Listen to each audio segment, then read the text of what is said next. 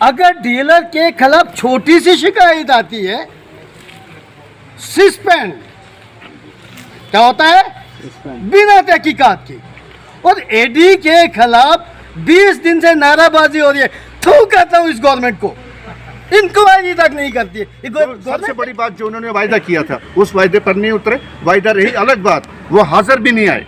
हम 11 बजे गए, करीब आधा पौना घंटा बात हुई, फिर वापस आए। 12:30 का टाइम मिला, उनको आना था, वो फिर भी नहीं आए। अभी शायद 1:30 का टाइम ऊपर हो गया है, अभी अगर कहीं आए नहीं आए हमें पता नहीं। अब हमारा यही है कि जो हमारा 7 पॉइंट एजेंडा है वो इनके ज़ेरे गौर है, और अगला हमने उसमें अल्टीमेटम अपना दे रखा है कि यकम से हम काम छोड़ो हथियार करेंगे, और कानून के सारे रास्ते जो जमहूरियत के दायरे में आते हैं वो हम अपनाएंगे।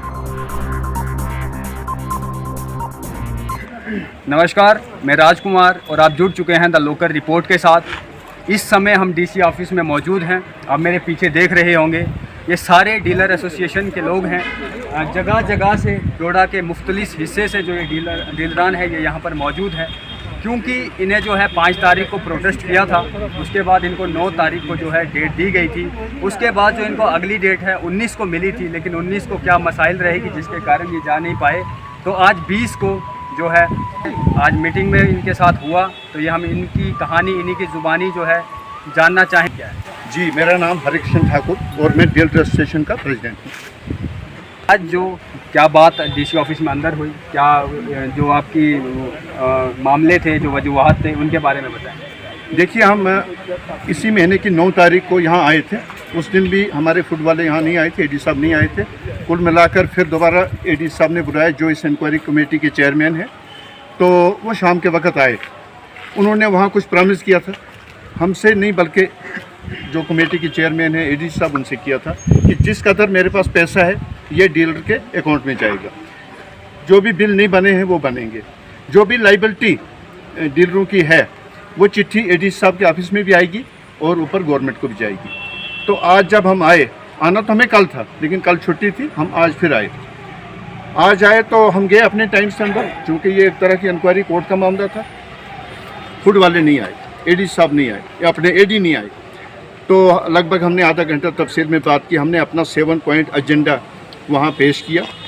उसमें हमारी सारी बातें हैं, जो जो जुल्म हमारे हैं, बकाया है एडी साहब पर, जो हमारी उम्मीद नहीं है, इन रिश्वत वगैरह इनकी आदत है, इससे भी ये बात भी है। पीयूएस जो है, जहाँ बिजली नहीं है, जहाँ नेट नहीं है, जहाँ बेसिक फैसिलिटी नहीं है, वहाँ भी लागू कर दी। उससे हमारा नुकसान कम होता है, लोगों का ज़्यादा होता है। तो ये 2011 में वो इस राशन के मुस्तहर का एक्ट बन चुका है। उसके बावजूद इनकी अपनी नाकस कारकर्दगी की वजह से लोगों तक राशन ना पहुँचे। हमारी तो सिर्फ कमीशन ज़ाय होगी, लेकिन लोगों का कितना नुकसान होता है। हालांकि इस डिस्ट्रिक्ट के अंदर शायद 2017-18 में एडी साहब दिल्ली से गोल्ड मेडल ले चुके हैं। दिल्ली से गोल्ड मेडल इसलिए ले चुके हैं कि यहाँ की आधार सीडिंग बहुत अच्छी है पूरी स्टेट के अंदर, मुल्क के अंदर। आज वो वापस चला गई, ये वाला एडी नहीं, आज वो वापस चला गई। और वापस किसने की? उस दिन की गलती है, आज की गलती है, लेकिन भुगतना लोगों को पड़ता है। काफ़ी हद तक लोगों का राशन कट गया, लोग हमारे जिम्मे लगते हैं, हमें उनको एक्सप्लेन करना पड़ता है। कसूरवार अंदर है। तो जो सबसे बड़ी बात जो उन्होंने वायदा किया था उस वायदे पर नहीं उतरे। वायदा रही अलग बात, वो हाजिर भी नहीं आए।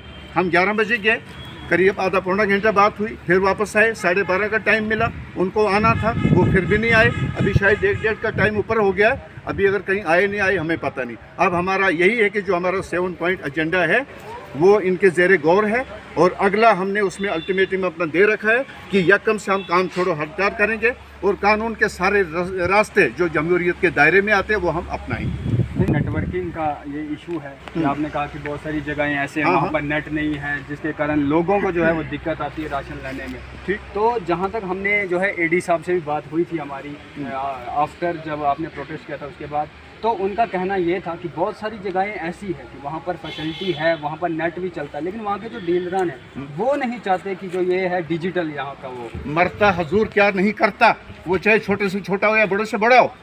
ये इनकी फितरत है झूठ बोलना, ऐसा नहीं है। हम इस मुल्क के बाशिंदे हैं, मैं 70 टच कर रहा हूँ, मैं एक सर्विसमैन हूँ इंडियन आर्मी से। हम क्यों झूठ बोलेंगे? इंतकामी सोच के तहत, हमारी इस बयानबाजी के तहत मेरा भी इन्होंने ऑफलाइन से ऑनलाइन किया। जुलाई महीने की बात है। मैंने मशीन को टच नहीं किया क्योंकि वहाँ बिजली नहीं थी, वहाँ खंभा ही नहीं था, वहाँ तार ही नहीं थी, नॉन इलेक्ट्रिसिटी है, ऊपर से नेट भी नहीं। फिर यहाँ से टीम आई, जो इनका टेक्निकल आदमी अफसर रखा हुआ है कश्मीर से, वो आए, उन्होंने फोटोग्राफी की, ना तो खंभा मिला, ना तार मिली, ना बिजली मिली, और ना ही उनका नेट वहाँ से कामयाब हुआ। उन्होंने मेरी मशीन को दोबारा ऑनलाइन से ऑफलाइन किया। ऐसा क्यों? लेकिन उसके पीछे क्या राज हुआ? शायद 1 महीने का राशन इनके कहने से, इनकी वजह से लोगों का ज़ाया होगा। मेरी तो सिर्फ कमीशन जाएगी, लेकिन लोगों का राशन ज़ाया होगा बीपीएल कोटे का, एवाई कोटे का। इसके जिम्मेदार ये हैं, ये जिद पीटते हैं और जिद्दी ऑफिसर हैं। ऐसा जिद नहीं करना होता है। केएस डिग्री का भी इनको एहतराम करना चाहिए, लोगों के हक का एहतराम करना चाहिए, अपने फ़र्ज का एहतराम करना चाहिए। ऐसा कुछ नहीं है, हरामखोरी है। कुछ आदतें बिगड़ी थी इस महकमे के अंदर, जो एक एडी ने सिरे से ख़त्म की, कमीशन को ख़त्म किया। वो प्रदीप शांत एक नौजवान लड़का जैसा, लेकिन काम बहुत बड़ा किया। तो हम क्या करेंगे बहुत बड़े बुजुर्ग को? इसके अलावा सर एक और बात मैं आपसे पूछना चाहूँगा कि एडी साहब ने ये भी कहा था कि कुछ डीलरान ऐसे हैं जो नहीं चाहते कि मैं यहाँ पर काम करूँ, क्योंकि मैं सच और ईमानदारी पे काम कर रहा हूँ। वो कुछ के नाम दर्ज करें। ये वन टाइम ट्रांसपेरेंसी जो है, ये जो वन साइड ट्रांसपेरेंसी है, ये डीलर के लिए हरासमेंट है, कमीशन की वसूली का एक जरिया है, वरना इसमें कुछ नहीं है। अगर कुछ है तो आप फोटो देख लीजिए और अगली बार फिर दिखा देंगे। इसके अलावा सर मैं आपसे पूछना चाहूँगा कि उन्होंने कहा था कि कुछ डीलरान ऐसे भी हैं जो कुछ चंद रुपए इकट्ठा कर रहे हैं ताकि जो है मेरी ट्रांसफ़र हो सके। ये एडी साहब का कहना है, तो इसके बारे में आप क्या कहेंगे? सर आपका शुक्रिया। डीलर जितने भी हैं उनका ना बाप एडी है, ना भाई एडी है, ना लड़का एडी है जो उनकी जगह एडजस्ट करे। जब एडी साहब के पास कोई भी इल्ज़ाम लगता है तो सफाई के लिए वो कुछ भी बोल सकते हैं, ऐसी कोई बात नहीं होती। तो इस बात में कितनी सच्चाई है, सही है या झूठ? तो बात सुनिए, मैं आपको और आपके चैनल से गुजारिश करता हूँ, आप एडी साहब को हमारे साथ चलाइए हर डीलर के स्टेशन पे। पिछले दिनों उन्होंने एक मैसेज डाला है, आटा 3 रुपये किलो, चावल 3 रुपये किलो, वो खांड 13.5 रुपये किलो।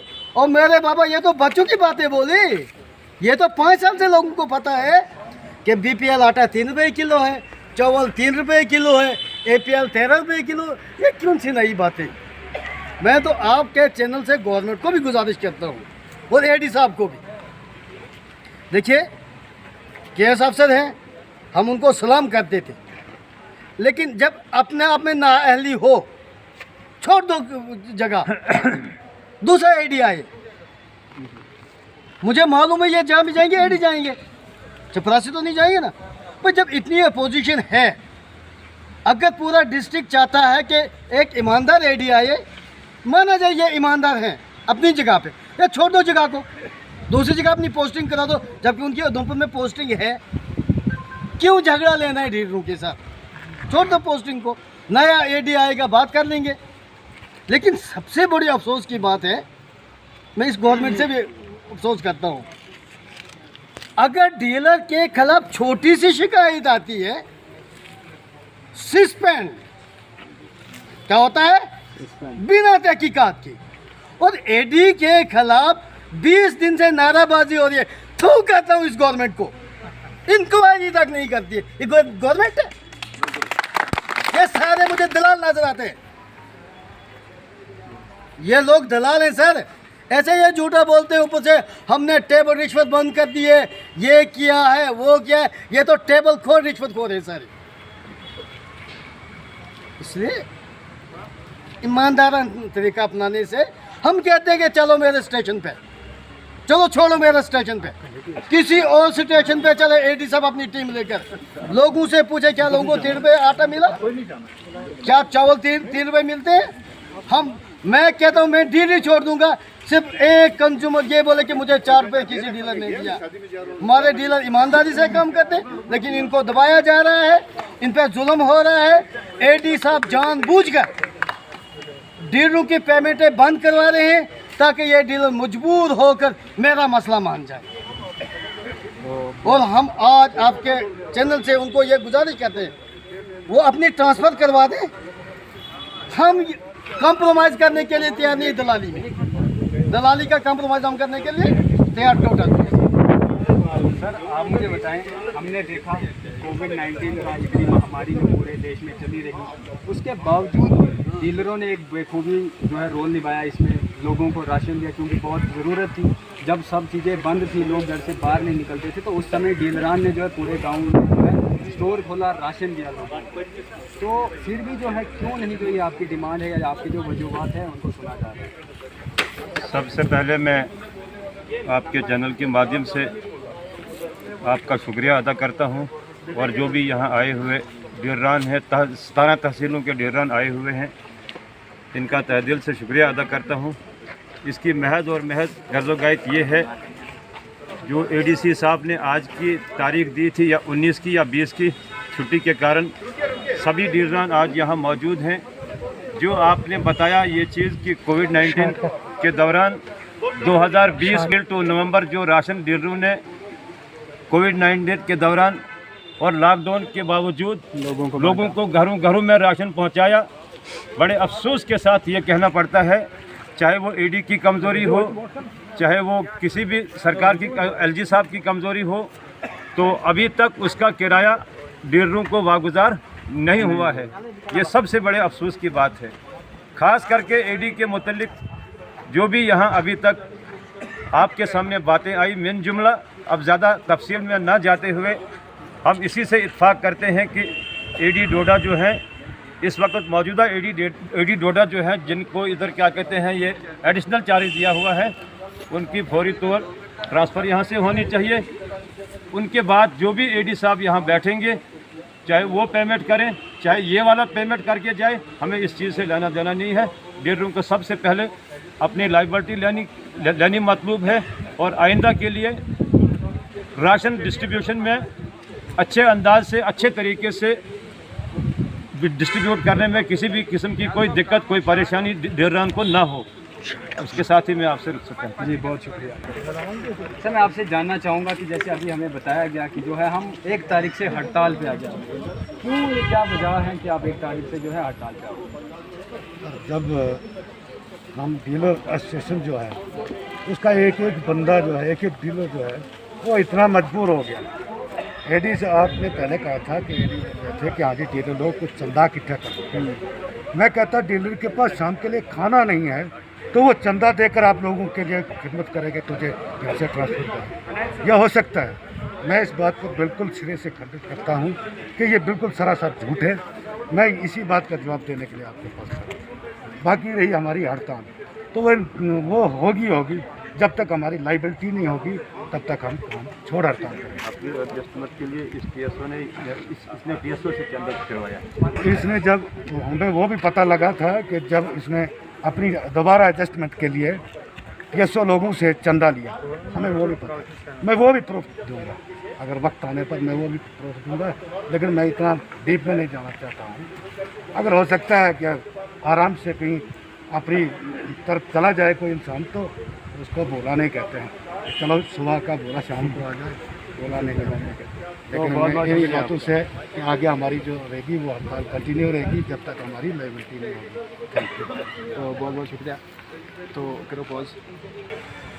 तो ये थे जो 17 तहसील के जो डीलरान थे, वो थे, इनकी बातें आपने सुनी, देखी, क्या कुछ फ़ैसला होता है, क्योंकि इन्होंने 10 दिन का टाइम दिया हुआ है। कहा है कि अगर हमारे मसाइल हल नहीं होते हैं, जो इनका जो 7 पॉइंट की जो फाइल डीसी ऑफिस में अंदर दी गई है, जहाँ पर एडिशनल डीसी साहब को जो है उस कमेटी का मेंबर बनाया हुआ है, क्या कुछ फ़ैसले लिए जाते हैं, कितने इल्ज़ाम जो हैं एडी साहब पे जो हैं वो लग रहे हैं, कितने वो सही हैं, कितने वो गलत हैं, तो इस बारे में तहकीकात होनी चाहिए। तो आप यूं ही बने रहें द लोकल रिपोर्ट के साथ। मुझे दीजिए इजाज़त, नमस्कार।